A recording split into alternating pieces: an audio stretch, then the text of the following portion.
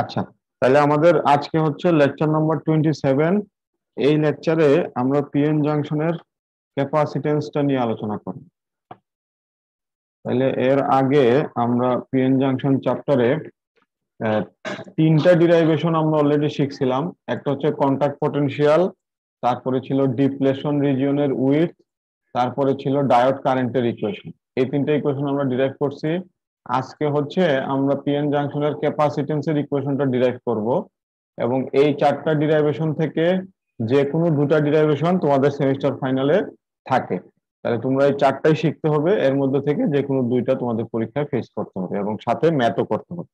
আচ্ছা, তো পিএন জাংশনের মধ্যে যে ক্যাপাসিটেন্স টপিকটা আছে এটা হচ্ছে সবচেয়ে সহজ টপিক। এটা আমাদের এই পর্যন্ত পিএন জাংশনের যে আলোচনাগুলো আমরা অলরেডি করছি সেইখান থেকে আমরা হচ্ছে কিছু ইনফরমেশন নিয়ে তারপরে হচ্ছে জাংশনের ক্যাপাসিটেন্সটা ডিরাইভ করব। মানে মোটামুটি এটা খুবই সহজ একটা টপিক এবং এটা তোমরা বাদ দিবা না, এই টপিকটা খুবই ইজি আছে, এটা উত্তর করাও সহজ। আচ্ছা, তাহলে প্রথমে পিএন জাংশনের মধ্যে ক্যাপাসিটেন্সটা কয় রকম আমাদের আলোচনায় থাকতে হবে, যে কত রকম ক্যাপাসিটেন্স আছে সেইটা। তারপর যেহেতু আমরা পিএন জাংশনকে বায়াজিং করি দুই ভাবে, তাহলে ফরওয়ার্ড বায়াজের ক্ষেত্রে ক্যাপাসিটেন্সের নেচারটা একরকম হবে, রিভার্স বায়াজের ক্ষেত্রে ক্যাপাসিটেন্সের নেচারটা একরকম হবে। এবং এই দুইটাকে আমরা কোয়ালিটেটিভলি আলোচনা করব, মানে থিওরিটিক্যাল অ্যানালাইসিস করব, তারপরে ম্যাথমেটিক্যালি ডিরাইভ করব। এই কাজগুলো করব এবং লাস্টে আমাদেরকে কিছু এক্সাম্পলের ম্যাথ করতে হবে। তাহলে প্রথমে আমরা হচ্ছে কয় ধরনের ক্যাপাসিটেন্স আছে সেটা যদি দেখি, তাহলে পিএন জাংশনের মধ্যে মূলত দুই রকমের ক্যাপাসিটেন্স পাওয়া যায়। Two types of capacitances are present there. একটা হচ্ছে জাংশন ক্যাপাসিটেন্স আর আরেকটা হচ্ছে ডিফিউশন বা charge storage capacitance. Charge storage capacitance এখন দুইটা দুই রকম ভাবে অ্যাক্টিভেট হয়। যেমন আমরা যখন একটা পিএন জাংশন জাস্ট ফর্ম করলাম, মনে করো এটা আমাদের পি সাইড, এটা হচ্ছে আমাদের এন সাইড, মাঝখানে হচ্ছে আমাদের ডিপ্লেশন রিজিয়ন। এই অবস্থায় যখন আমরা এটাকে রিভার্স বায়াস দেই, তখন খেয়াল করে দেখো এই ডাব্লিউটা পরিবর্তন হয়, এবং এই ডাব্লিউ পরিবর্তন হওয়ার কারণে ইনসাইড ডাব্লিউ যে চার্জগুলো থাকে সেগুলো পরিবর্তন হয়। তখন যেই ক্যাপাসিটেন্সটা ফর্ম করে সেটার নাম হয় হচ্ছে জাংশন ক্যাপাসিটেন্স।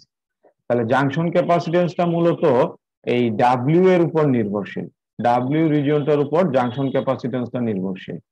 আর আরেকটা যেটা আছে চার্জ স্টোরেজ ক্যাপাসিটেন্স, এটা কখন পাওয়া যাবে, যখন আমরা একটা পিএন জাংশন ফর্ম করলাম, ফর্ম করার পরে এটা হচ্ছে আমাদের পি সাইড, এটা হচ্ছে আমাদের এন সাইড, এবং মাঝখানে ছোট করে আমাদের একটা ডাব্লিউ রিজিয়ন থাকে। এই ডাব্লিউ রিজিয়নটাকে যদি এখন আমরা ফরওয়ার্ড বায়াসের মধ্যে নিয়ে আসি, তাহলে এই রিজিয়নটা আরো সংকুচিত হবে, তাহলে সেই ক্ষেত্রে আমাদের পি থেকে এন এর মধ্যে যে পজিটিভ চার্জের ডিফিউশন বা এন থেকে পি এর মধ্যে যে নেগেটিভ চার্জের ডিফিউশন, এটা আরো ইজিলি ঘটতে পারবে। তো এই যে ডিফিউশনের ঘটনাটা অনেক সহজে ঘটে যাবে, তখন যে ক্যাপাসিটেন্সটা ফর্ম করবে সেটাকে আমরা বলবো হচ্ছে ডিফিউশন ক্যাপাসিটেন্স। আর যখন ডাব্লিউ রিজিয়নের উইডথের উপর বেস করে এটা চেঞ্জ হবে, তখন সেটাকে আমরা বলি জাংশন ক্যাপাসিটেন্স, অথবা এটার আরো নাম আছে যেমন ট্রানজিশন রিজিয়ন ক্যাপাসিটেন্স অথবা ডিপ্লেশন লেয়ার ক্যাপাসিটেন্স। যেই নামে ডাকো ক্যারেক্টারিস্টিক্সটা সেম থাকবে। তাহলে বুঝতেই পারতেছো উপরের যে ক্যাপাসিটেন্সটা নিয়ে আমরা আলোচনা করতেছি, যেটা হচ্ছে জাংশন ক্যাপাসিটেন্স, এইটা তাইলে ডোমিনেট করবে কখন বলো? এটা ডোমিনেট করবে রিভার্স বায়াস কন্ডিশনে, তাই না? কারণ রিভার্স বায়াস কন্ডিশনে এই উইডথের যে পরিবর্তন এটা অনেক বেশি পরিবর্তন হয়। ফরওয়ার্ড বায়াস রিজিয়ন এটা কমে যায়, কিন্তু রিভার্স বায়াস রিজিয়নে এটা পরিবর্তনটা অনেক সিগনিফিকেন্টলি হয়। তাহলে আমরা বলতে পারবো যে রিভার্স বায়াস মানেই হচ্ছে জাংশন ক্যাপাসিটেন্স।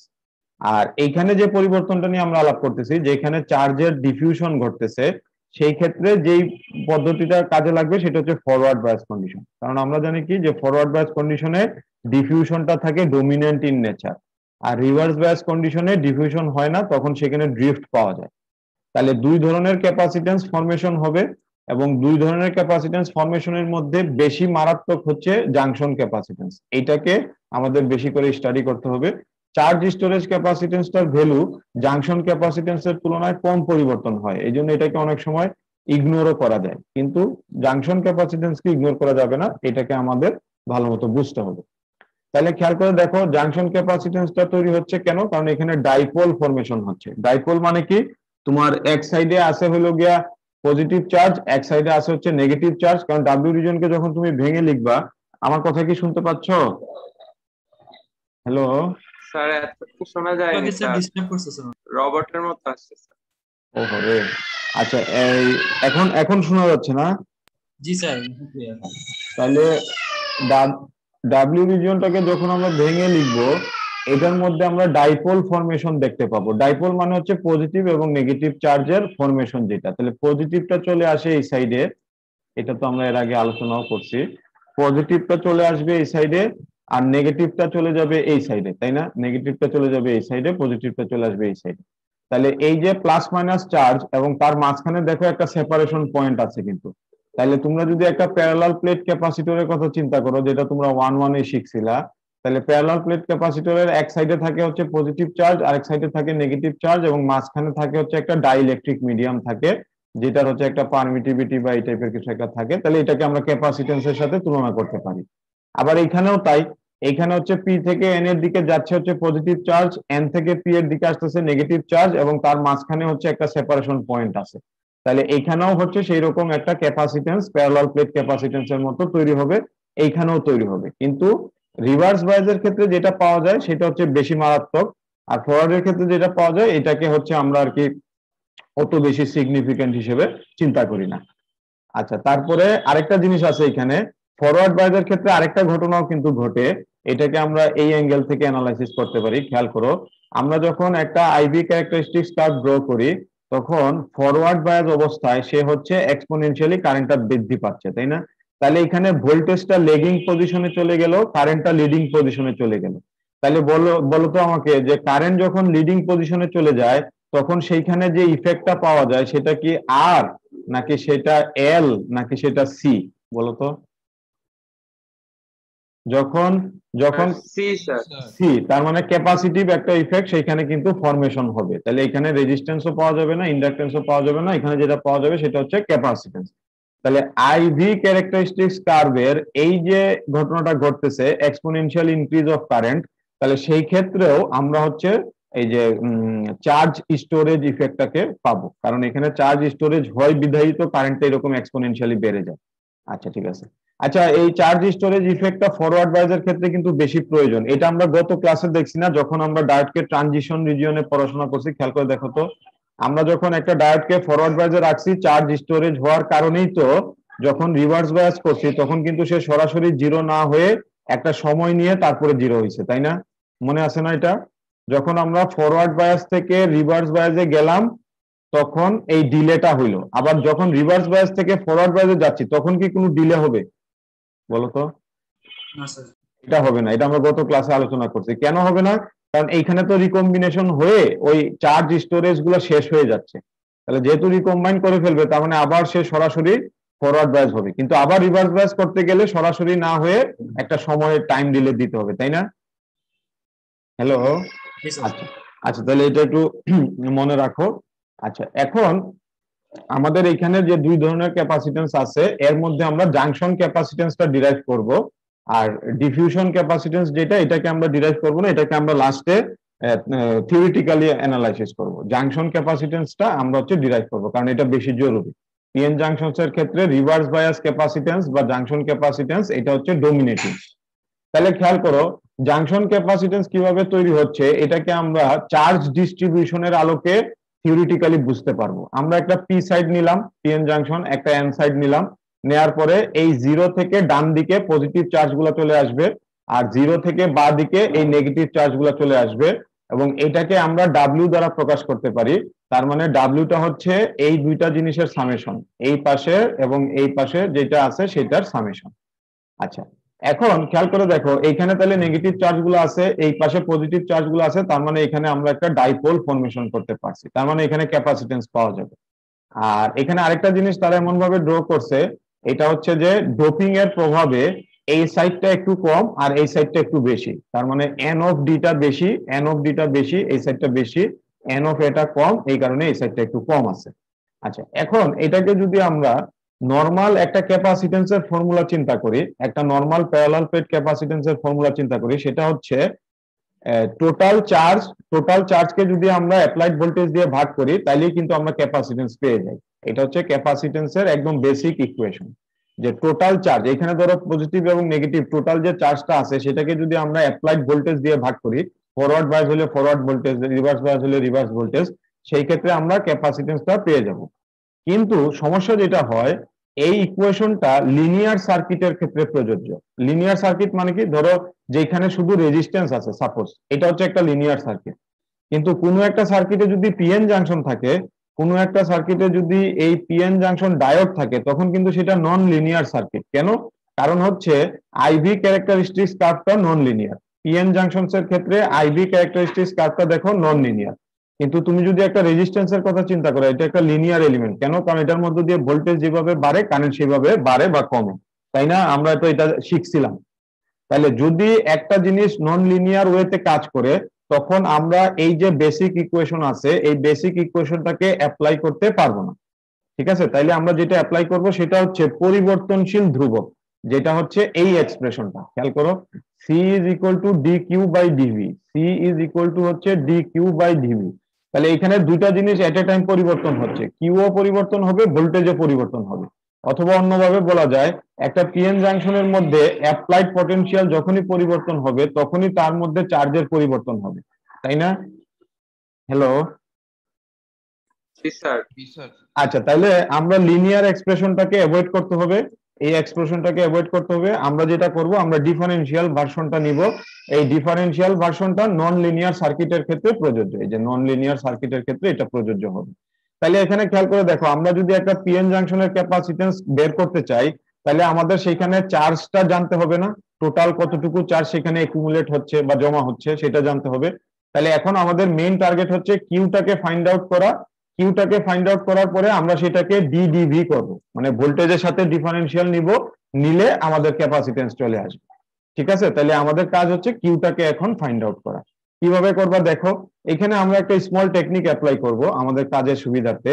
সেটা হচ্ছে এই যে দেখো, পি প্লাস আর এই পাশে আছে শুধু এন। এখন আমাকে বলো, পি প্লাস থাকলে কি বুঝতে হবে? Heavily dope. Right, right, heavily dope. তার মানে N of A is much much larger than n of d।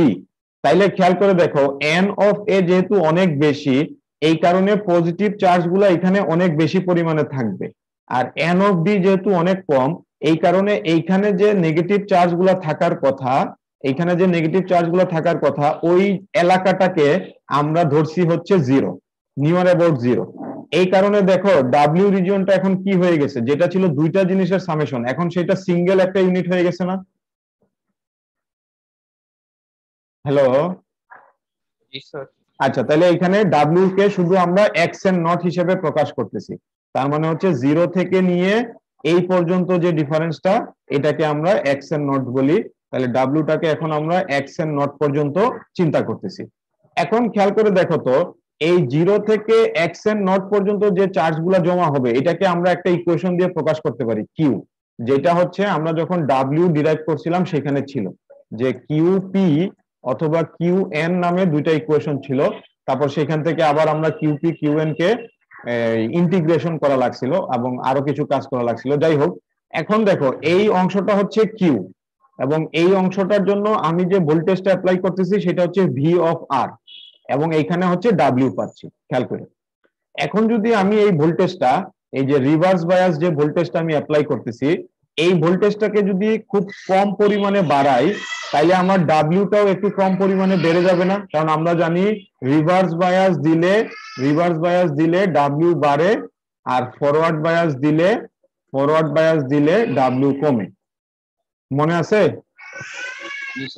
আচ্ছা, তাহলে সেই ক্ষেত্রে খেয়াল করো, এখানে আমরা রিভার্স বায়াসটা অল্প করে বাড়াচ্ছি, বাড়ানোর কারণে ডাব্লিউ এর যে লেন্থটা ছিল, এই লেন্থটাও অতি ক্ষুদ্র পরিমাণে বাড়বে।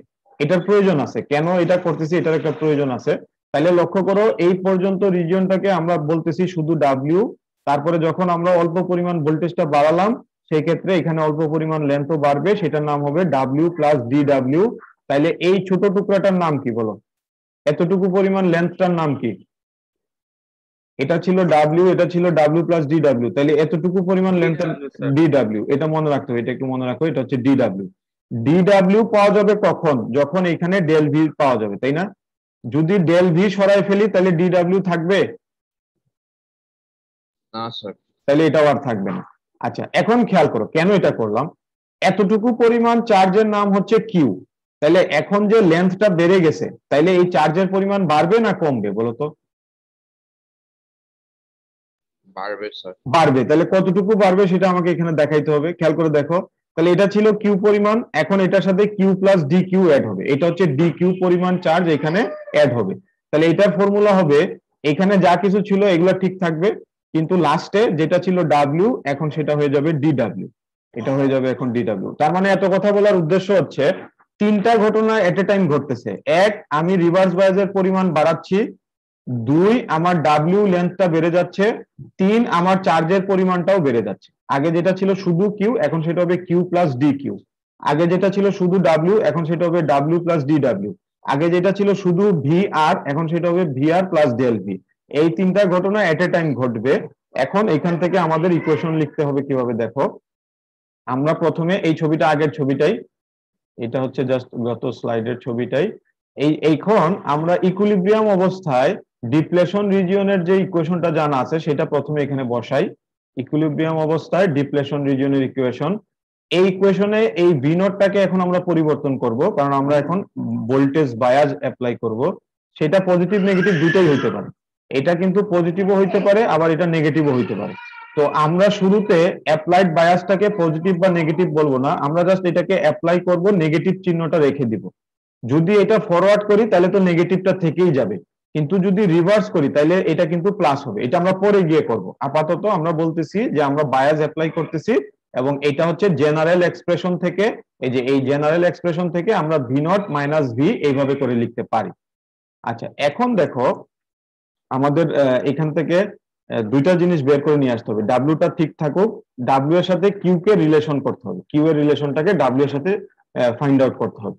তাহলে এখন কিউ এর জন্য দুইটা জেনারেল এক্সপ্রেশন আমরা এইভাবে বলতে পারি যে চার্জ ডেনসিটি কিউ, একটা চার্জ ডেনসিটি হচ্ছে পজিটিভ চার্জ ডেনসিটি, একটা চার্জ ডেনসিটি হচ্ছে নেগেটিভ চার্জ ডেনসিটি। তাহলে পজিটিভটা থাকে হচ্ছে উপরের সাইডে, এই সাইডটা হচ্ছে পজিটিভ, এটা হচ্ছে হোলের কারণে হয়, আর নেগেটিভটা থাকে নিচের সাইডে, এটা হচ্ছে ইলেকট্রনের কারণে হয়। তাহলে এই টোটাল চার্জ ডেনসিটিটা হচ্ছে পজিটিভ চার্জ ডেনসিটি, এটা হচ্ছে নেগেটিভ চার্জ ডেনসিটি। এখন খেয়াল করে দেখো আমরা কিন্তু এই এক্সপ্রেশনটাতে নেগেটিভটাকে ইগনোর করতেছি। খেয়াল করে এখানে কিন্তু আমরা নেগেটিভটাকে ইগনোর করতেছি, শুধু পজিটিভটা নিয়ে কাজ করব। তাহলে আমরা এখানে এই কিউ প্লাস এর এক্সপ্রেশনটা নিয়ে কাজ করব, কিউ প্লাস। তাহলে দেখো কিউ এর এখানে দুইটা এক্সপ্রেশন আছে, এর মধ্যে পজিটিভ এক্সপ্রেশনটা হচ্ছে এক্স এন্ড নট এর সাথে রিলেটেড, তাইলে আমরা এটাকে নিয়ে কাজ করব, এটাকে আপাতত আমরা বাদ দিব। তারপর আমরা এক্সপি নট এর যে এক্সপ্রেশন আছে এটাকে আপাতত ইউজ করব না, আমরা শুধু এক্স এন্ড নট এর এক্সপ্রেশনটা ইউজ করব, এক্স এন্ড নট এর এই এক্সপ্রেশনটা ইউজ করব যেটা হচ্ছে পি টাইপের জন্য। আবার এইখান থেকে এক্স এন্ড নট এর আলাদা করে ডাব্লিউ এর সাথে রিলেশনটা আমাদের ইউজ করতে হবে। তাহলে এক্স এন জিরো তার সাথে ডাব্লিউ, আবার এক্স এন জিরো তার সাথে কিউ। তাইলে মানে জিনিসটা হচ্ছে অনেকটা এরকম যে Q is related with X N zero, X N zero is related with W, তার মানে ultimately Q will be related with W. ধারাবাহিকতাটা বুঝতে পারছো? আমরা প্রথমে কিউ এর সাথে এক্স এন জিরোর এক্সপ্রেশনটা জানি, তারপর এক্স এন জিরোর সাথে ডাব্লিউ এর এক্সপ্রেশনটা জানি, তাহলে সেই ক্ষেত্রে আমরা কিউ এবং ডাব্লিউ কে রিলেটেড করতে পারবো, কারণ কিউ আর ডাব্লিউ কে তো সরাসরি রিলেশন করা যাচ্ছিল না, তাই না? হ্যালো, জি স্যার। আচ্ছা এখন কি বুঝতে পারছো যে কেন আমরা শুধু একটা সাইড নিছি অন্য সাইডটা বাদ দিছি এখানে?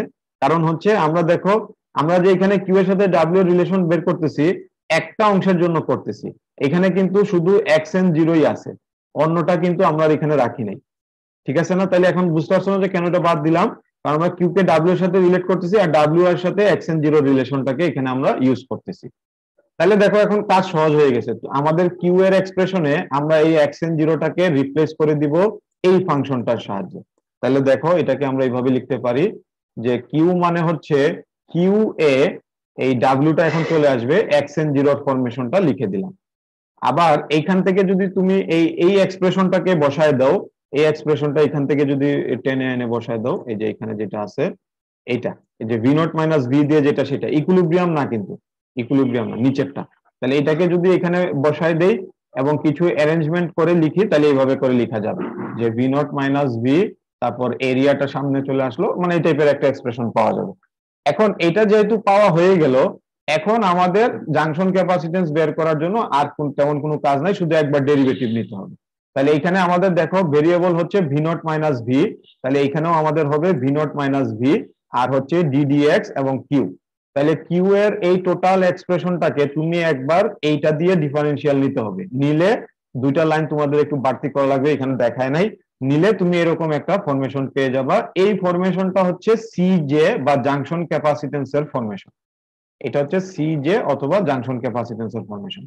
এখন লক্ষ্য করো এখানে আমাদের ইন্টারপ্রিটেশনটা কি হবে। আমরা এই ইকুয়েশন থেকে বুঝতে পারি যে জাংশন ক্যাপাসিটেন্সটা হচ্ছে বেসিক্যালি একটা ভোল্টেজ ভেরিয়েবল ক্যাপাসিটেন্স। কিভাবে বুঝছো? এই ভোল্টেজটা যদি ফরওয়ার্ড বায়াস হয় তাহলে এটা হয়ে যাবে পজিটিভ, না নেগেটিভ থাকবে, আর যদি রিভার্স বায়াস হয় তাহলে এটা হয়ে যাবে পজিটিভ। তো যখনই আমি ভোল্টেজে হাত দিব আমার টোটাল এক্সপ্রেশনটা চেঞ্জ হয়ে যাবে না, সি যেটা চেঞ্জ হয়ে যাবে না? আইদার আমি এটাকে ফরওয়ার্ড বায়াস রাখতে পারি অথবা আমি এটাকে রিভার্স বায়াস করতে পারি, যেটাই করি না কেন তাহলে এই টার্মটা চেঞ্জ হয়ে যাবে, এবং এই টার্মটার পরিবর্তন হইলে সি যেও পরিবর্তন হবে। আচ্ছা এখন বলতো এই পরিবর্তনটা কি লিনিয়ার না নন লিনিয়ার? নন লিনিয়ার হবে অবশ্যই, কারণ এটা হচ্ছে তোমার টু দি পাওয়ার হাফ আছে, টু দি পাওয়ার হাফ তো না, মানে মাইনাস হাফ আর কি। যাই হোক, তাহলে এটা হচ্ছে একটা নন লিনিয়ার রিলেশন। 2 নম্বর হচ্ছে এই ধরনের ক্যাপাসিটেন্সকে আমরা ভেরেক্টর বলি। ভেরেক্টর মানে হচ্ছে ভেরিয়েবল ক্যাপাসিটর। এবং এগুলাকে আমরা যখন এফএম মডুলেশন ডিমডুলেশন করছি সেখানে ছিল যে আমরা হচ্ছে রেডিও ফ্রিকোয়েন্সি সার্কিট অথবা ফিল্টারিং সার্কিটের ক্ষেত্রে আমরা ভেরেক্টর গুলাকে ব্যবহার করতে পারি। বুঝছো? ভেরেক্টর মানে হচ্ছে ভোল্টেজ ভেরিয়েবল ক্যাপাসিটর। তাহলে এগুলাকে আমরা টিউনিং এর কাজে আর কি ব্যবহার করতে পারি, নির্দিষ্ট একটা সিগন্যালকে ফিল্টারিং করার কাজে আমরা এগুলাকে ইউজ করতে পারি। তাহলে এখন এই এক্সপ্রেশনটাকে খেয়াল করো, এই সিজে এর এক্সপ্রেশনটাকে আমরা আরেকটু ফার্দার মডিফাই করতে পারি। ধরো এইখানে যেভাবে আছে যে এপসাইলন এবং এরিয়াটা বাইরে নিলাম, বাদ বাকি সবকিছু ভিতরে নিয়ে লিখলাম। তাইলে এই কমন এক্সপ্রেশনটার একটা নাম দেওয়া যাবে। এই কমন এক্সপ্রেশনটার নাম হবে হচ্ছে 1/w। তাহলে টোটাল এক্সপ্রেশনটা দাঁড়াবে হচ্ছে CJ is equal to epsilon area divided by W. তাহলে এখন খেয়াল করো তো, এখন এই এক্সপ্রেশনটা আমাদের জন্য গ্রাফিক্যালি মানে বোঝাটা অনেক ইজিয়ার হয়ে যাবে। আচ্ছা কিভাবে দেখো, আমরা ফরওয়ার্ড বায়াস মুডে আছি, তার মানে ভিএফ মুডে আছি। তাহলে এখানে ফরওয়ার্ড বায়াস মুডে থাকলে বলো কি হবে? ফরওয়ার্ড বায়াস থাকার অর্থ হচ্ছে ফরওয়ার্ড বায়াস যত বাড়াবো ডাব্লিউ তত কি হবে? কমে যাবে না? কমবে। তাহলে ডাব্লিউ যদি কমে যায় তাহলে সিজে কি হবে? বাড়বে না? তাহলে এই যে দেখো ডিপ্লেশন ক্যাপাসিটেন্সটা ফরওয়ার্ড বায়াসে বাড়তেছে, এবং এটা নন লিনিয়ার রিলেশন, এটা অবশ্যই একটা নন লিনিয়ার রিলেশন। আবার যখন আমরা রিভার্স বায়াস দিব, ভি আর দিব, এই যে খেয়াল করো রিভার্স বায়াসের দিকে যখন যাচ্ছি যত বেশি ভি আর দিব ডাব্লিউ কি হবে? বাড়বে স্যার, বাড়তে থাকবে। আর ডাব্লিউ যত বেশি বাড়তে থাকবে আলটিমেটলি সিজে কি হবে? কমবে। তাহলে এই যে দেখো এইখান থেকে ডিপ্লেশন ক্যাপাসিটেন্সটা আস্তে আস্তে আস্তে আস্তে কমে যাচ্ছে।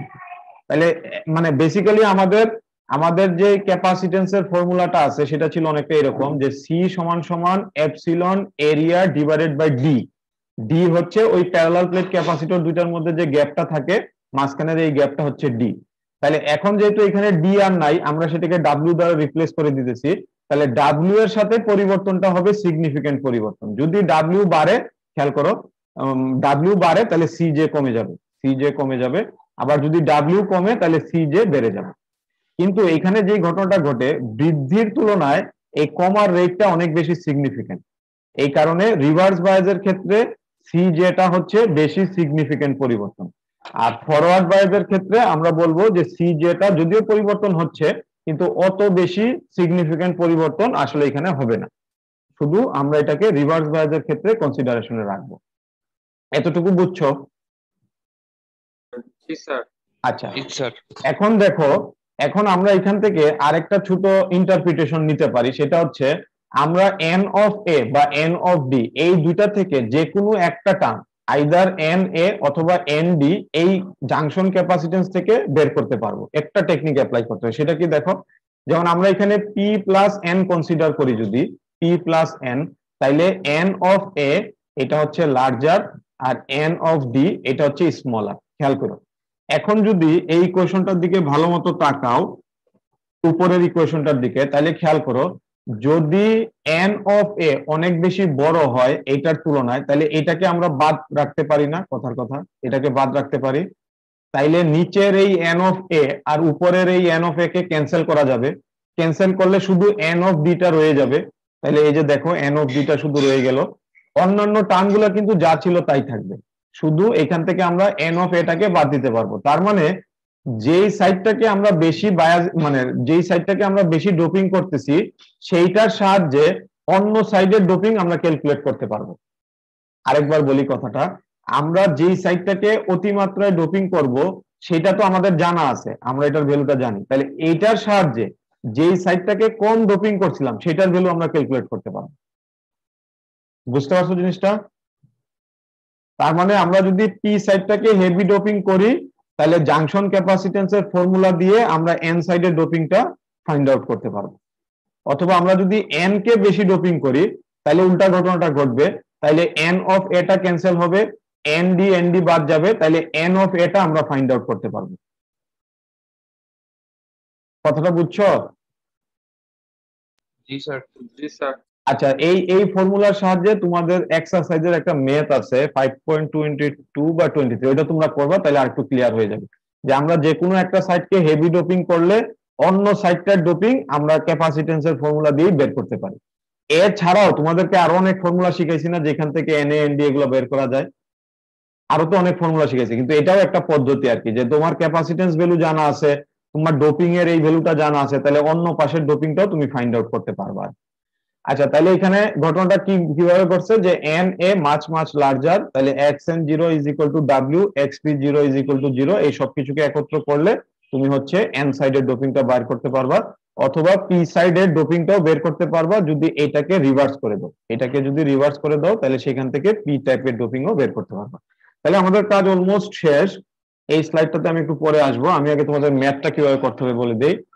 আমাদের এই ম্যাথটা হচ্ছে এক্সাম্পল 5.6, এটা হচ্ছে 5.4 এর ডাটাগুলোকে আবার এখানে আমাদের ব্যবহার করতে হবে, এবং এখান থেকে টোটাল ডিপ্লেশন ক্যাপাসিটেন্স মানে হচ্ছে সিজে, আমরা মাত্রই যেটা ডিরাইভ করলাম, এটা ফাইন্ড আউট করতে হবে।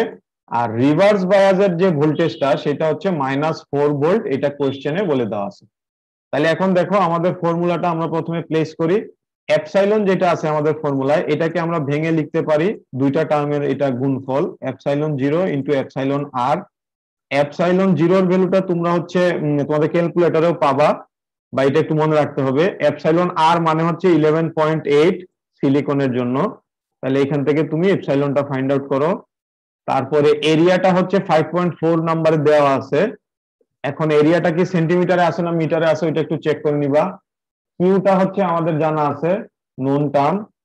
এখানে এন ডি এন এ এগুলো আমাদের নোন টার্ম, এগুলো আমাদের কোশ্চেনে বলে দেওয়া থাকবে অবশ্যই।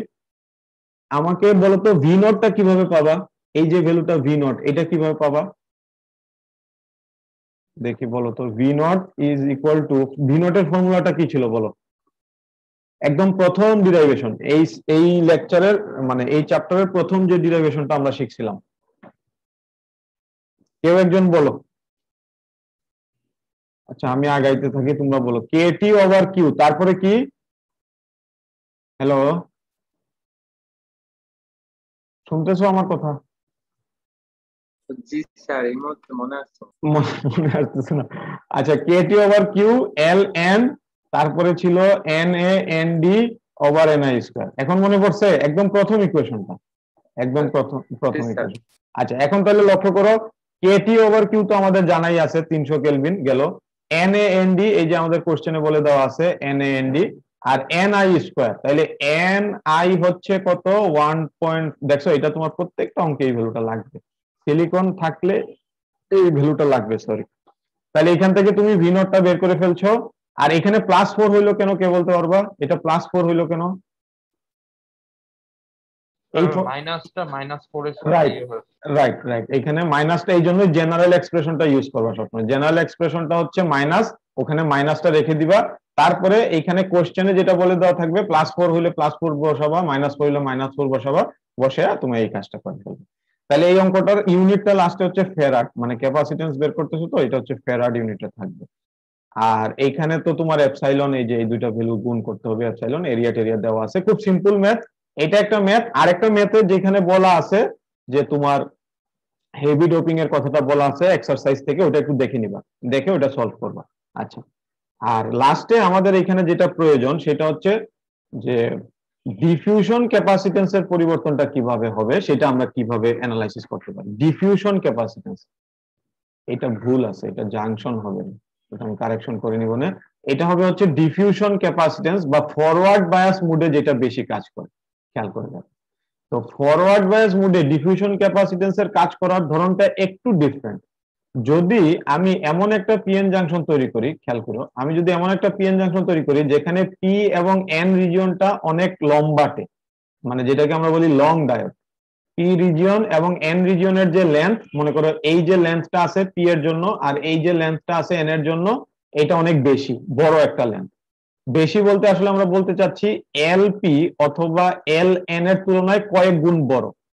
এলপি হচ্ছে diffusion length for hole, LN হচ্ছে ডিফিউশন লেন্থ ফর ইলেকট্রন।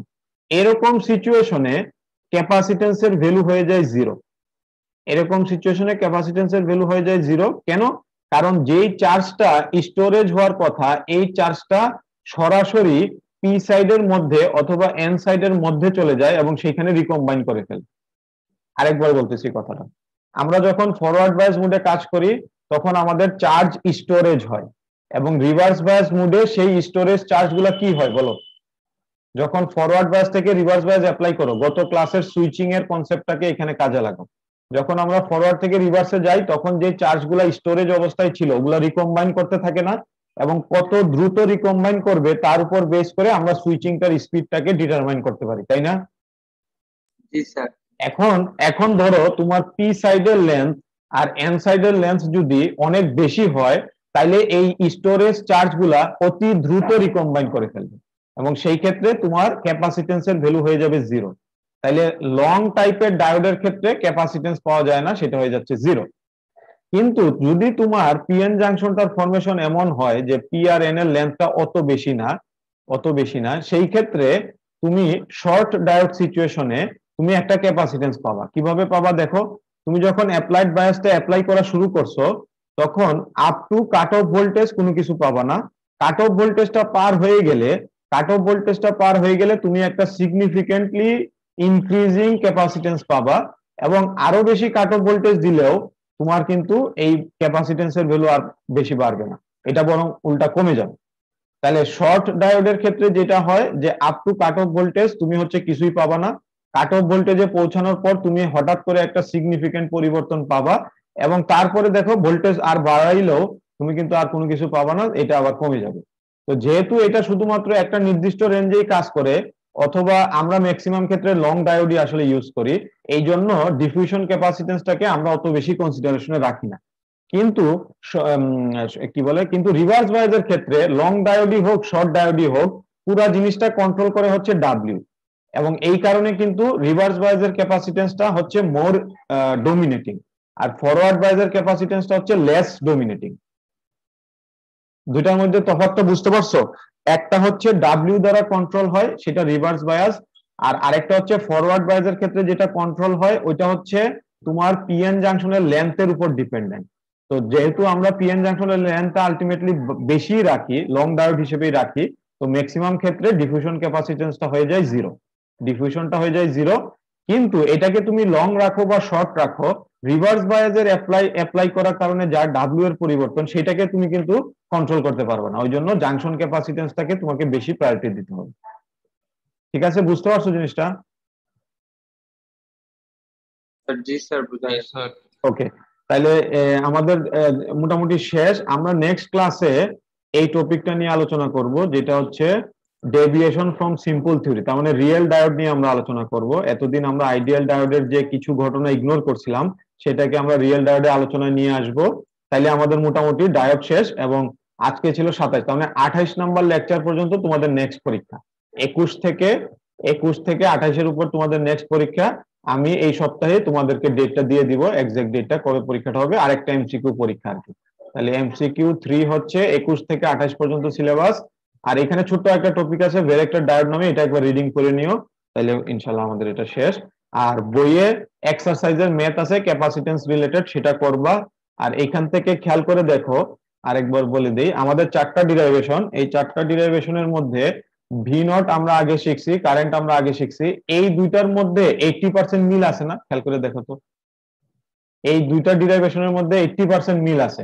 তো তুমি যেটা করবা, তুমি খুব ভালো মতো ডাব্লিউ শিখবা, তাহলে সিজে তুমি অটোমেটিক্যালি করতে পারো। তুমি কিউটাকে জাস্ট ডিডিভি করবা, তাইলে তোমার তো সিজে চলে আসবে। আর কিউ বের করার জন্য যত কাহিনী, সব কাহিনী এখানে যেরকম আছে ডাব্লিউ তো ঠিক একই রকম ভাবেই ছিল। দরকার হলে আজকে রাতে একবার মিলাই নিবা ডাব্লিউ এর ইকুয়েশন গুলা আর এইখানকার এই সিজে এর ইকুয়েশন গুলা 80% সেম। শুধু লাস্টে গিয়ে তোমার এখানে ডিরাইভেশন করা লাগছিল, আর ডাব্লিউ প্রুফ করার সময় ইন্টিগ্রেশন করা লাগছিল, মনে করে দেখ। ঠিক আছে? জি স্যার। ওকে, তাহলে আল্লাহ হাফিজ। আসসালামু আলাইকুম। ওয়ালাইকুম আসসালাম।